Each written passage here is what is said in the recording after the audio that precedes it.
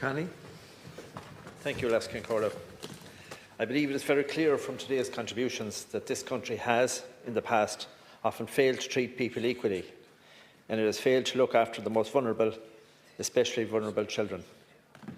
In sending vulnerable children to state institutions run by religious orders, in many cases, we left them unprotected and open to abuse at the hands of those who are supposed to help them and protect them. The Ryan report outlines to a full and heartbreaking extent just how much these vulnerable children suffered abuse and neglect under the harsh institutional regimes. I know that nothing can ever be said or done to unravel the pain and suffering that ensued from these abuses. I previously stated my vision for Ireland, that it is a place where our children and grandchildren can build a decent life for themselves, where all people are treated equally and where our society looks after the most vulnerable. For the survivors present here today, I want to say to you that I understand how much this past has been a real and lasting impact on all stages of your lives. In reality, in the vast majority of cases, children ended up in these institutions simply because they were and their families were poor. In more recent times, we have recognised the huge detrimental impact that poverty can have on our children's lives, and I welcome the concerted efforts across the system to tackle child poverty. The importance of this focus is recognised in the establishment of the Child Poverty and Wellbeing Programme Office in the Department of the Taoiseach in 2023 to prioritise actions across government in the areas that will have the greatest impact for children and families experiencing poverty.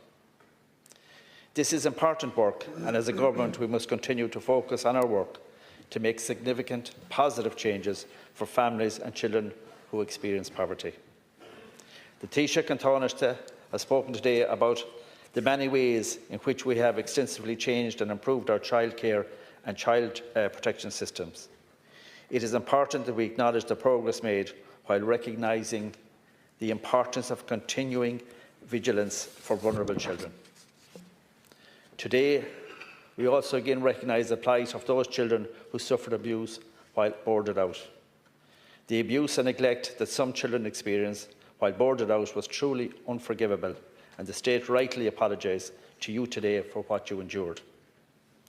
It is also fitting that we are clearly and unequivocally clarifying the position that the State did not and does not regard individuals as having committed a criminal offence, and that no criminal record is recorded against them by virtue of their detention in an industrial school.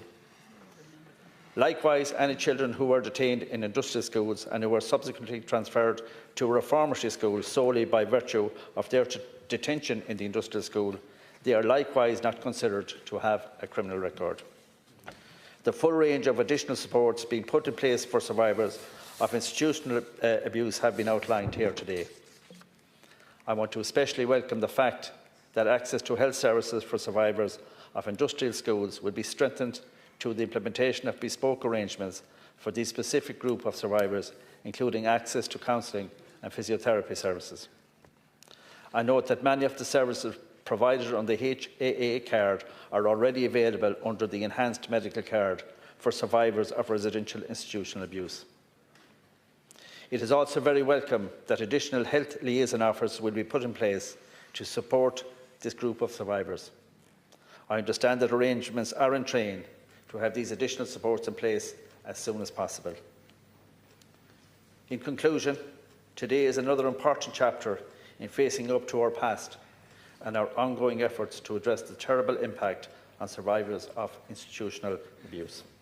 Thanks. Thank you, Minister.